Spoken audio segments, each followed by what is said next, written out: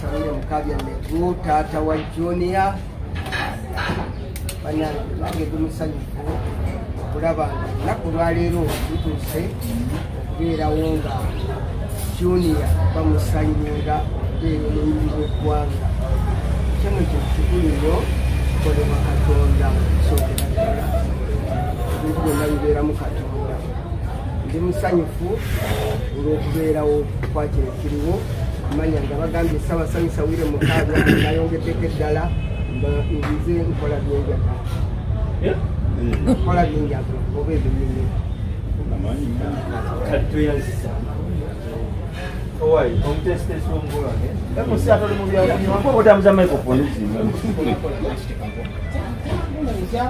sajja naye alumwa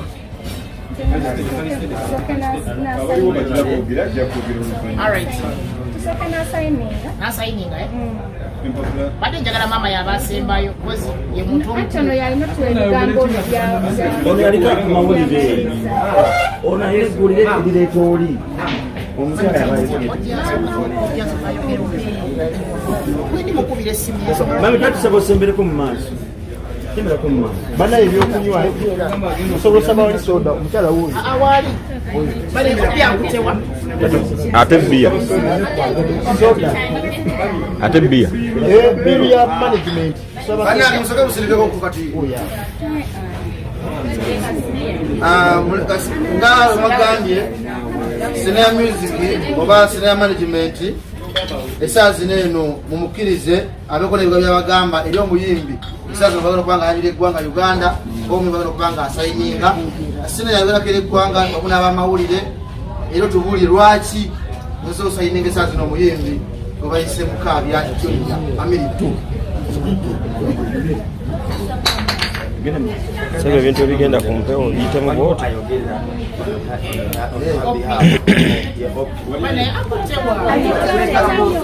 bana yaje abana bakalayo okugamba obutintini lwaki kusaze okusayininga Junior otandikiraawo agenda kwogera aya Senior tugende ddoboozi waggulu Amanya Snare was their music.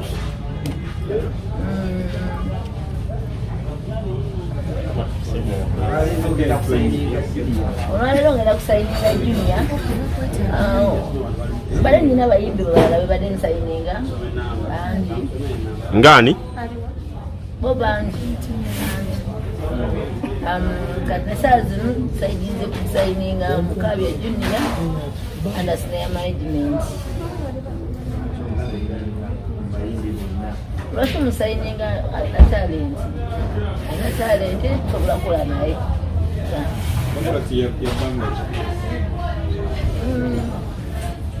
yababuulira maaso eyo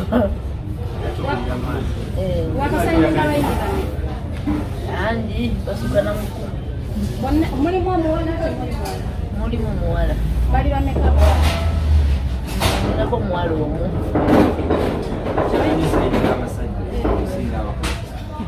sinzira ajja antukirira Senior abantu bagambe bayimbi ki bawuddezo okolaganako nabo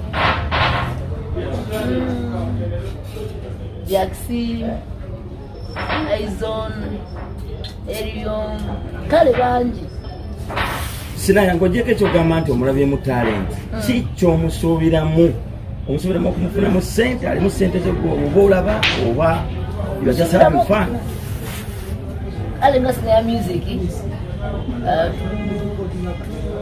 tula talent kale Uganda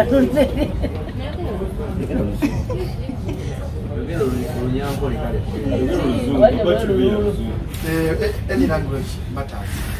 So Mukaabya mukusuubiramu bintu bingi kale talenti atukolagana naye bulungi lwaki osayininga bwana butoboka Aizon T Eriyo Jaxi abaana bato industry Snare Music naye kyali nto era bakuka bulungi ate nga n'abudumulasa ayimba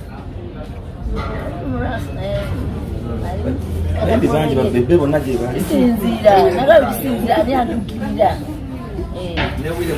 Biki byabakufuniramu Asuubiremu kukolagana bulungi. Onakikwasaganya otya gwe ngoli side eno oba Uganda ate nga yali South Africa? Finanga egyo tugenda kikwasaganya.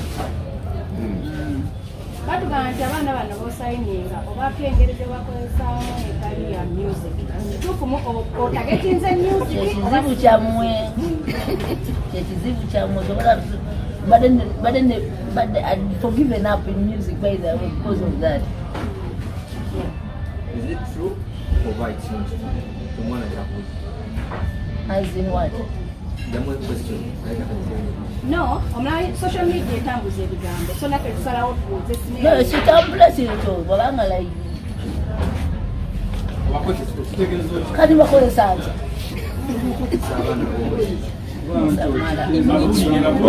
Obatuma embalala mu takisi.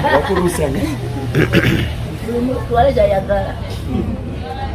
Abantu bawali osayinyezeeko wawe baali bakutuusiza n'ogamba owaayo nalinayo ekivulu yankubidde oba just okoma kubateekamu ssente nekiggwera.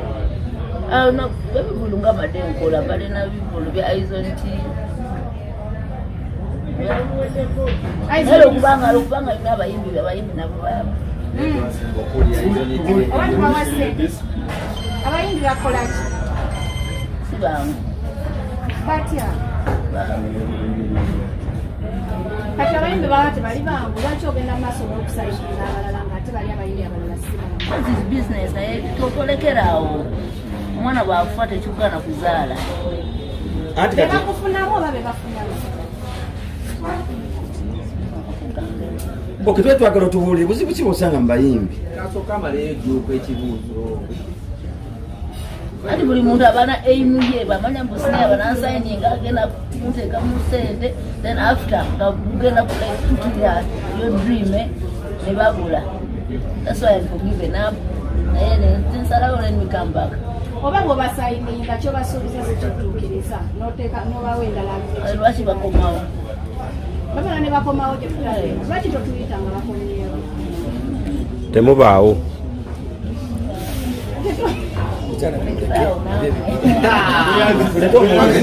Omulaka yanzege sineya okuva mu senior management esa zino Outer Mackenzie Entertainment of South Africa omulimu namulenzi Mukaabya Junior amu Mukaabya Senior ajja tubuuliraho ne Mukaabya Senior mwali someka ofoni zino tuzifune atenga mupyonso wakati wa neno mu masafu oyo mukulu mupyonso nanti letu nakwamini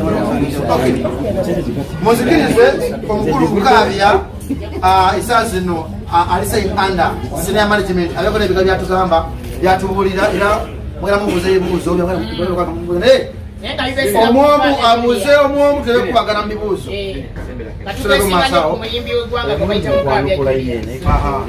tumamirire amaloboozi gago Mukaabya before mu Sudan nga tebanatandika kubuuza ebibuuzo. Lwaki abuuliza Uganda nga we Sudan? Tubuuze n'omuyimbi mwenyini nanyini kuyimba nyimba atubeere ekigambo kyatubuulira. Ati bwe tugendako tandika kanamawulire kati tugende. Mukaabya Junior atuboneza ku TV zonna z'olaba obyokya ssebo. Bulungi bassebo ne banyabo. Sanyusa okubalaba mwenna bannamawulire mu media houses ez'enjawulo era mbeebaza okubeera nga bwe mwawulidde nti ngenda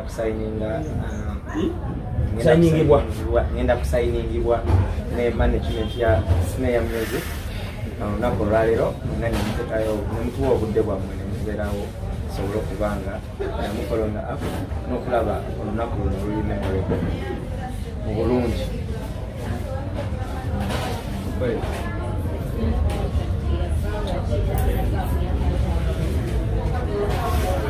Contract to run it professional.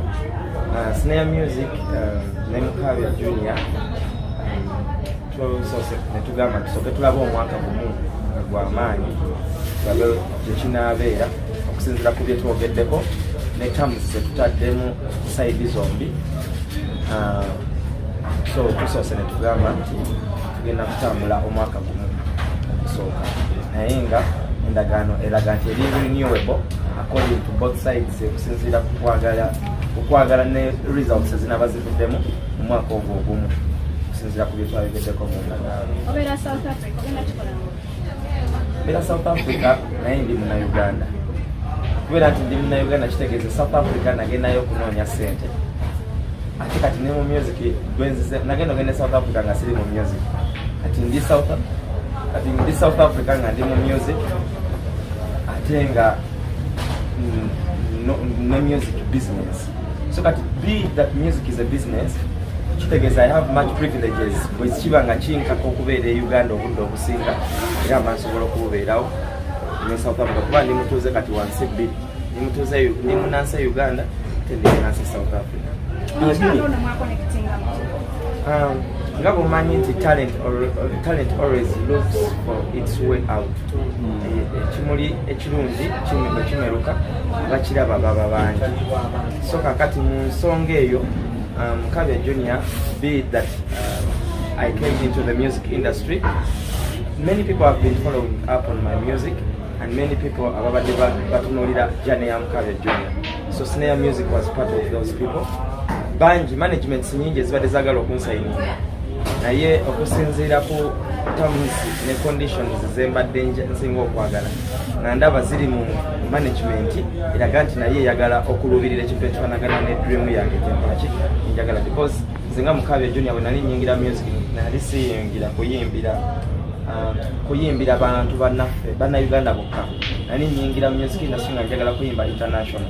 So I was willing to look and work with people who are having a dream of international. So when it came to board Snare Music atuyise bwebyo bye baali bayiseemu bye twali tuyiseemu ne management yange nkwasaganye South Africa Yamakezi Production, ebintu ebyasobola okutukolera byebirowoozo n'ebiruubirirwa bya Snare byali eyagala nga eyagala nayo kukuba na muntu atambula international oba agenda kuba international. So mukyo Snare n'agamba ajja kujjayo n'ag'omubuto okusobola okuba nga tukikwasaganya kuba international. So kati mu ekyo ekitwanguyira nze nga Mukaabya Junior Yamakezi Production with Snare conduct to do that. Abayimbi Snare beerina ani yakusikiriza okulaba ng'oyingira Snare Music? First of all, buli muyimbi ayingira n'ebizibu bye. Oba buli muntu yenna alina okugenda awantu agendawo n'ebizibu byabyo byoto kibifaanagana. Nze nga nze akakeke kiri nti ebiseera ebisinga bimaze ku mawanga manyi kye bayita hustling. When you are a hustler tolutunuulira bameka abayise mu hustle gy'oyiseemu wabula gweotunuulirayo omujjani okulaba ng'otuuka. Nze ne kusaba nti kati simanyi bameka babadde mu Snare oba bali mu Snare because nyingira buyingizi era ebintu ebisinga ebya Snare ajja bitegeerera munda wabula nze kyensinga okufaako ye contract yange ensayinize naye n'ebyo bye tukkiriziganyizaako byalina okunkolera nange byenina okukola ng'omuyimbi eri Snare Music. Bw'obadde nga ku social media olina ebigambo byobadde ng'olaba ku Snare. Waliwo ebigambibwa nti ayingiza nnyo abavubuka abato. Ayingiza abavubuka abato olw'ensonga abavubuka abato banoonya future. Okitegeera kati kiva eri muvubuka ayingiddeyo kyeyakirinnyeyo kyajjeeyo. Bagamba nti nno alina engeri gy'akozesaamu okusukka contract onookisoma. Kati nze era ngenda tunuulira contract era kyetugenda okutambulirako bye bagamba tebinantukako era sibirabangako n'amaaso gange babigamba bugambi. Ekintu ekirungi kyekyo kye boogerako buli ssaawa kyekibeera mu kamwa k'abantu buli ssaawa. So kati nze nsuubira olw'okuba nti waliwo ne bye bamwogerako nsuubira nti ajja kukola nnyo kulaba nga asaanyaawo ebyo bye bamwogerako obwogezi wabeerewo bye balaba nga bya ddala nga si byakwogerako obwogezi. Osuubira kujjamu kyewa Snare mwaka gumu ng'ate oludde ng'oli sirudde nga ndi muyimbi nze ndongo sinagiweza mu myaka giwera ebiri. Neweeguba gumu oludde kakati mu mbeera eyo ey'okulwa mu ndongo omwaka ogumu guno ku bye tusayininze nsuubira nti Mukaabya Junior erinnya lye weriri essaawa zino ne waaka we wali essaawa zino mu mwaka gumu agenda kuba akubisaamu era n'abalabi n'abawuliriza ba TVS ez'enjawulo eziri wano kimanyi bajja kuba nga abajulizi okumanya nti omulimu Snare gw'akola mutuufu era mulungi era alina ettaffaali lyateeka ku industry ya Uganda mu entertainment. Nze nga Mukaabya Junior nyingidde ng'ekyokulabirako eri Snare Music n'ekyo kyakola ekyoba management oba ne management ya Snare. Biki byeyagala akolere? Ebisinga bye njagala nkolere biri mu ndagaano era mu ebyo mwe muli okubeera nga Mukaabya Junior afulumya waaka asukka ku gwabadde yakafulumye era nga waaka atambula wonna wonna okusukka ensalo kubanga kyetusinga okuluubirira ye international market. We're breaking out to the international market. Okay, Kasembayo, when you signed under Mackenzie, it's a different company. At Snare Music, it's a different company. Terms and conditions, there's any company, no company. That was signed, I think, Kakati, professional way of doing things, omuyimbi, oba omuntu yenna ng'ali mu art yakuwa ekyokulabirako ng'ekyabasambi b'omupiira asobola okuba ng'asayinize ne Adidas yangatto kitegeera ng'asayinize ne Nike yabyambala ngoye kitegeera ng'asayinize ne McDonald's yakumufiidinga byakulya byonna bateeseza ku percentages because art is a brand nga bwebeera brand yabeera ne percentage ya 100% kisinzira ku service kijoowo omuntu kikwasinzira okuwako percentage kyeyo so kati nze ndi muyimbi nze brand neziri ezisayinize nazo brand so kati ezo brand ziba nekyezagala okugatta ku ezo brand kubeerako bwe zeetuusa zonna so percentage omu okiikirayo ensonga lwaki wabeerawo terms and conditions ezitakoonaganyisa.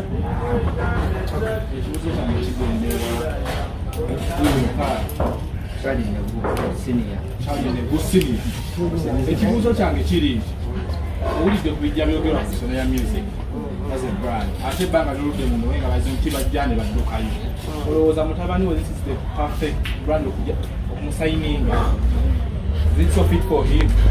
Nze era ndi musanyufu nnyo okumusayininga ate ebyo ebigambo ebijja byogerwa tebisoose kusanyuka wabula byogerwa ne ku Mukaabya ebyogera ne kwani kati kitegeeza nti ebigambo tebisobola ate kutufiiriza birala byetwakola ebigambo n'ebikolwa bikola ate kwe basayinize mukulu nangeri ensalirawo akati nzisirabawo kiganda sani yakusayininga contract wagitunuddemu n'ogiraba nga taata avunanyizibwa ku Mutabani we era nga bwe ndi muyimbi esanyuke nungi esobola okubatwala mu maaso era esobola okutwala egambo etya contract ebimu bibeera bya muyimbi na manager waliwo ebibyetaaga bitono ennyo bibyetaagako okumanya emyaka naye ebirala biba byamuganda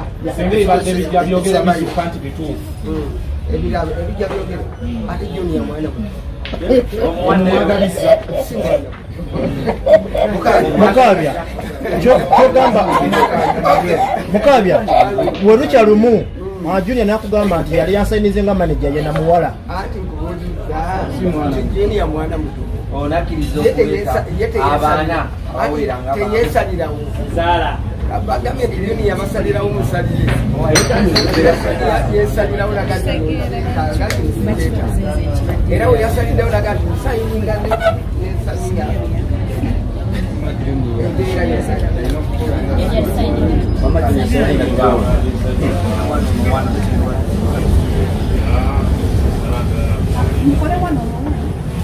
sokusayiningise wano abantu bamawulire lwaki mugwanye eddalu baleka abantu basayiningire njala tebaluma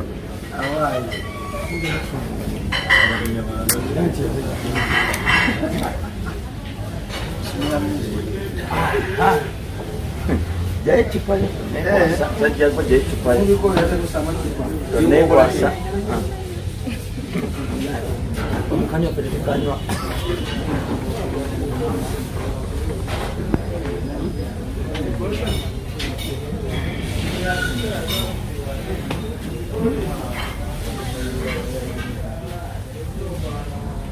Tani muti yawayogera temwogera we mwasirisa ezo bayita sente ozibudde sente ezo power of money nemubuuza sente kanya sente meka mubuuza bya nomo bino mubuuza money how much Ndio ndio yasiba na swala sente ni mwangu.